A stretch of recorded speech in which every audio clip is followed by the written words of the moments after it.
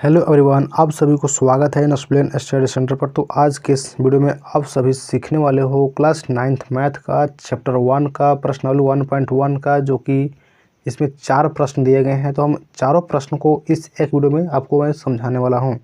तो वीडियो को आप शुरू से अंत तक जरूर देखिए, ताकि आप हर एक प्रश्न के बारे में सही तरीके से और सरल भाषा में आप इसको सीख सकते हैं। ये जो है चैप्टर का नाम है संख्या पद्धति, और इस प्रश्न को हम हिंदी मीडियम में यानी कि हिंदी भाषा में समझाने वाले हैं।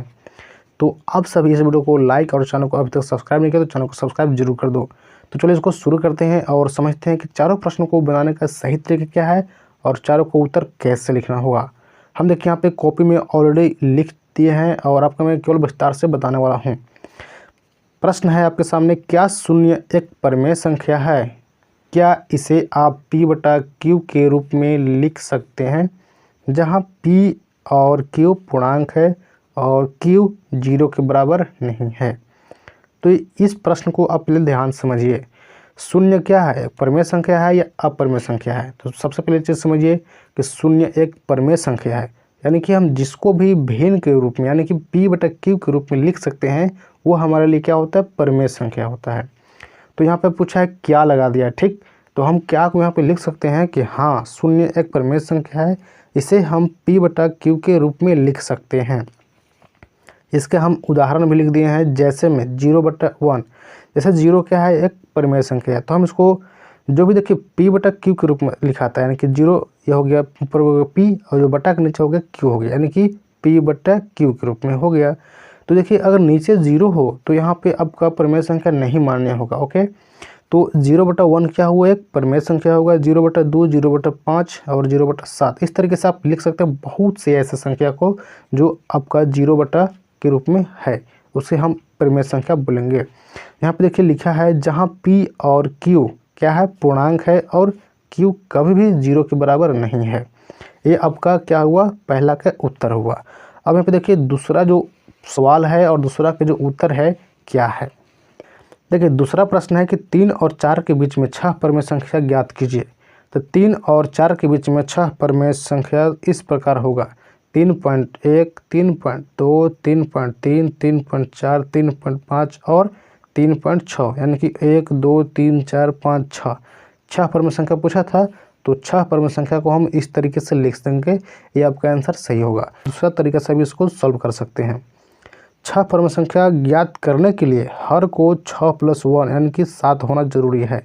तो देखिए 6+1 यानी कि 7 होना क्यों जरूरी है, क्योंकि जो सवाल पूछा है क्या बोला है, 6 परिमेय संख्या निकालना है। तो 6 में हम क्या करेंगे, एक जोड़ देंगे तो क्या हो जाएगा, 7 हो जाएगा। तो जो 7 होगा क्या होना चाहिए, हर होना चाहिए। हर यानी कि बटा के रूप में जो नीचे वाला नंबर होता है वो आपका 7 होना चाहिए। यहाँ 3 बराबर, जो पहला नंबर क्या था, 3 था, ठीक, 3 लिख दिए, बराबर किए। अब जो 7 लिखे हैं, इस 7 को अंश और हर में क्या करेंगे, गुना करेंगे। किसके साथ, 3 के साथ। 3 को यहाँ लिखेंगे और इसको गुना में अंश और हर में यानी कि 7 से गुना कर देंगे। तो 3 गुना 7 करेंगे 21, और 7 के 7 हो गया, यानी 21/7 तथा 4 हो गया, बराबर करेंगे 4 गुने 7/7। इसके साथ वही 7 ऊपर भी हो जाएगा और 7 नीचे भी गुना करेंगे, 4 से 28 और नीचे हो जाएगा 7, इस तरीके से। अब 21/7 से लेकर 28/7 के बीच में 6 परिमेय संख्या इस प्रकार से है, जैसे 21/7 और 28/7 के जो बीच में होगा इस तरीके से होगा 22/7। देखिए 21 के बाद क्या होता है, 22 होता है, 22/7, 23/7, 24/7, 25/7, 26/7 और 27/7, यानी कि 21/7 से 28/7 के बीच में जो भी परिमेय संख्या है उसको यहाँ पे लिख दिए हैं। और जो आपका हुआ 6 परिमेय संख्या किसके बीच में, तो 3 और 4 के बीच में 6 परिमेय संख्या हुआ, ये आपका उत्तर सही होगा। अब ये देखिए तीसरा जो सवाल है कि 3/5 और 4/5 के बीच 5 परिमेय संख्या ज्ञात करना है। तो 3/5 और 4/5 को दशमलव में बदलने पर यहाँ क्या होगा, जो 3/5 है, 5 से भाग करेंगे 3 में तो 0.6 होगा, तथा 4/5 को जब दशमलव में लाएंगे तो 0.8 होगा।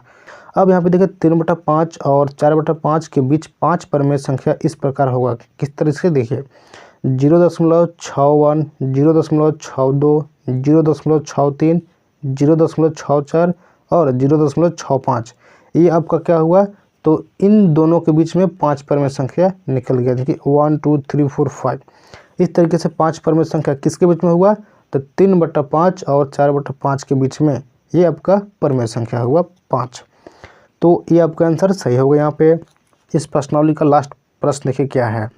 नीचे दिए गए कथन सत्य है या असत्य, कारण के साथ अपने उत्तर दीजिए। यानी कि पहला प्रश्न कि प्रत्येक प्राकृत संख्या एक पूर्ण संख्या होती है, सत्य है, क्योंकि सभी प्राकृत संख्याओं जीरो के संग्रह से पूर्ण संख्या बनती है। यानी कि जितने भी प्राकृत संख्या होते हैं वो उसमें से जितने भी प्राकृत संख्या होता है वह सभी पूर्ण संख्या होती है। पूर्ण संख्या में केवल जीरो मिल जाएगा तो आपका पूर्ण संख्या होता है। यानी कि जितने भी प्राकृत संख्या है वो सभी पूर्ण संख्या होती है। इसका दूसरा सवाल है कि प्रत्येक पूर्णांक एक पूर्ण संख्या होती है, तो असत्य है, क्योंकि ऋणात्मक पूर्णांक एक पूर्ण संख्या नहीं होती है। यानी कि जितने भी पूर्णांक होती हैं वो सभी जो होती है कि पूर्ण संख्या नहीं होती, क्योंकि देखिए पूर्णांक में ऋणात्मक भी होती है, धनात्मक भी होती है, तो जो पूर्ण संख्या होती है उसमें ऋणात्मक संख्या नहीं होती है, तो ये आपका असत्य होगा। और तीसरा है कि प्रत्येक परमेय संख्या एक पूर्ण संख्या होती है, ये क्या इसका आंसर होगा? असत्य होगा, क्योंकि प्रत्येक जो होता है परमेय संख्या यानी कि जैसे 3/5, 2/3, 7/9 इत्यादि क्या है तो पूर्ण संख्या नहीं होती है। यानी कि जो प्रत्येक परमेय संख्या है वह पूर्ण संख्या नहीं होती है।